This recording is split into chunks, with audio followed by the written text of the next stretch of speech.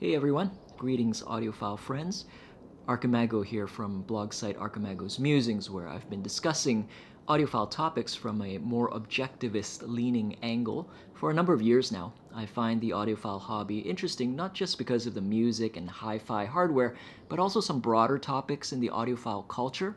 Things like the philosophy and psychology behind this hobby and among hobbyists, discuss some history, critique some of the lies, delusions, and salesmen behind the industry. So if this higher level kind of discussion sounds interesting, sprinkled with many measurements over the years, head on over to the blog for a read. While some of the articles over the years may be more academic than most audiophile magazines, which is really not hard to do, realize that's what it needs if we are to learn facts when it comes to mature technology. To claim something without evidence is easy and a dime a dozen.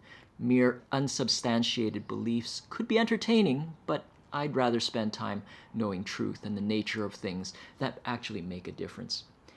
While two-channel stereo will always be with us as audiophiles, given the nature of how much material we have already out there, since 2021, with the advent of Apple Music spatial streaming, I've gotten a lot more interested in multi-channel audio, as without a doubt, when set up properly with good content, to me, multi-channel is just a much more interesting and satisfying experience.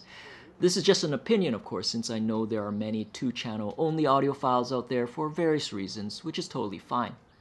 Whether you're listening to this online or as a downloaded file, what I thought would be a fun thing to try is to author an Atmos track to show off some of what the system can do.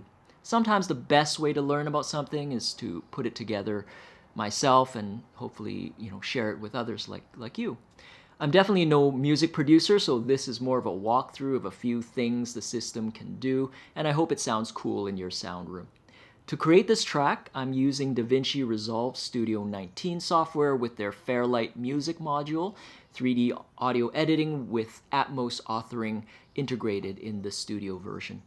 These days, there are many software packages to author Atmos, and over time, as more artists and mixing engineers become familiar with the software, I'm guessing that artists could just create a single multi-channel 3D mix which can then be exported in whichever format they want, including plain two-channel stereo fold-downs. Depending on how you're listening right now, you could be experiencing the multi-channel mix or various fold-downs.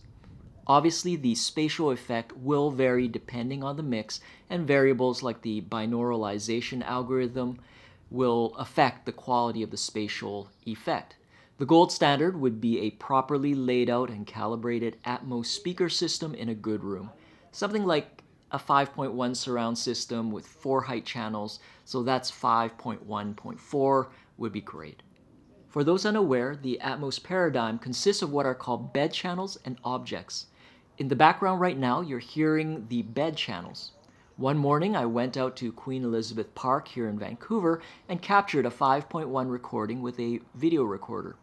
You'll hear birds in the distance, people walking around and chatting. These sounds are discrete 5.1, and you'll hear them coming out of those 5 bed channels: front left, front center, front right, and your rear stereo speakers, with maybe the odd low frequency directed to your subwoofer. My voice, however, has been defined on this track as an object currently placed in the center front.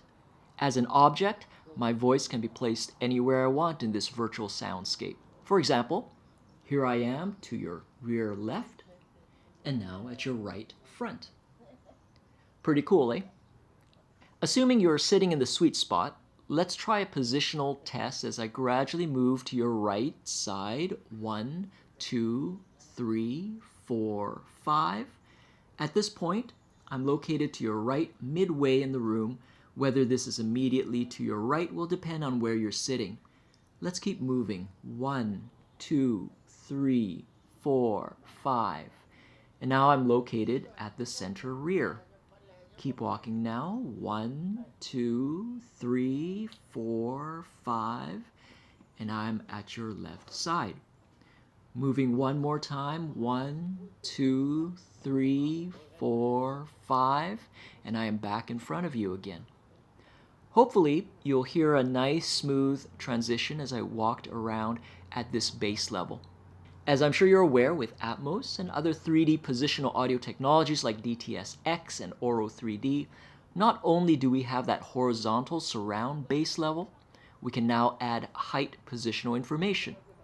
So from center bass level, let me start moving towards the back of your room, over your head, 1, 2, 3, 4, 5.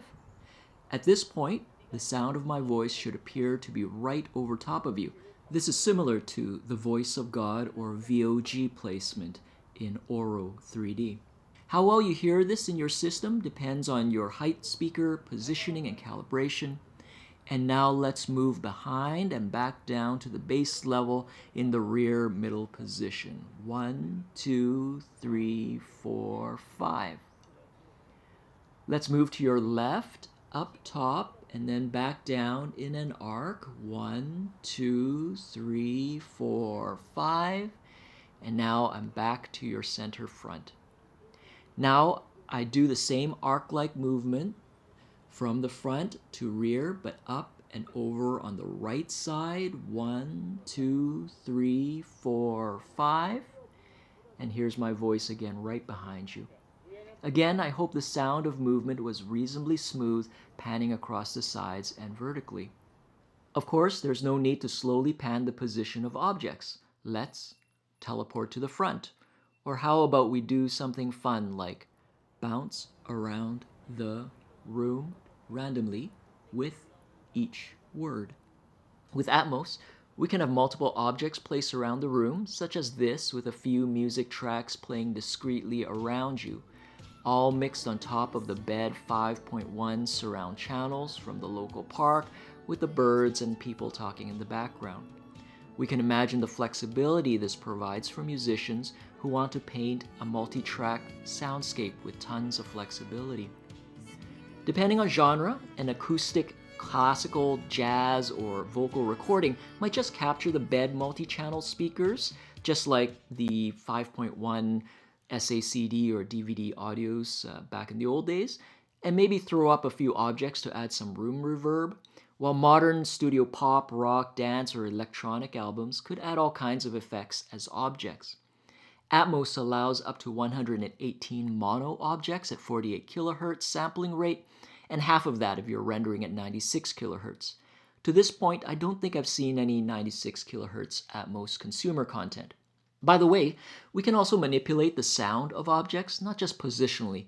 For example, let's make my voice sound more voluminous, filling the front, and now let's shrink the voice into just a small mono sound. There are other effects like changing EQ and adding compression I won't be playing around with here. That's part of the audio editing capability of your software.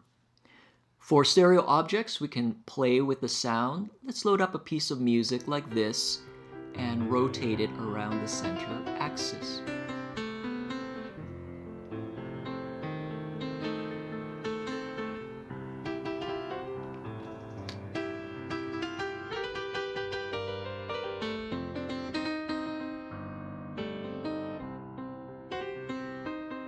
There are all kinds of other plugins to change the sound and automate motion beyond this.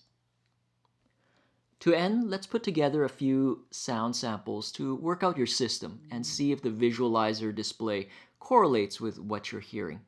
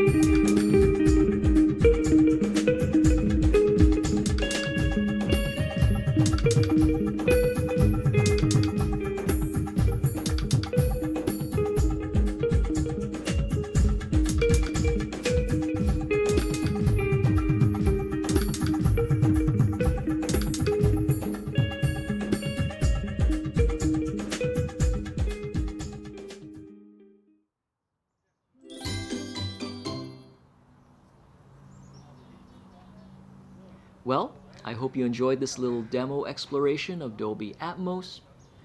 The tools are now accessible even for hobbyists, and this ease of access means that content is also expanding.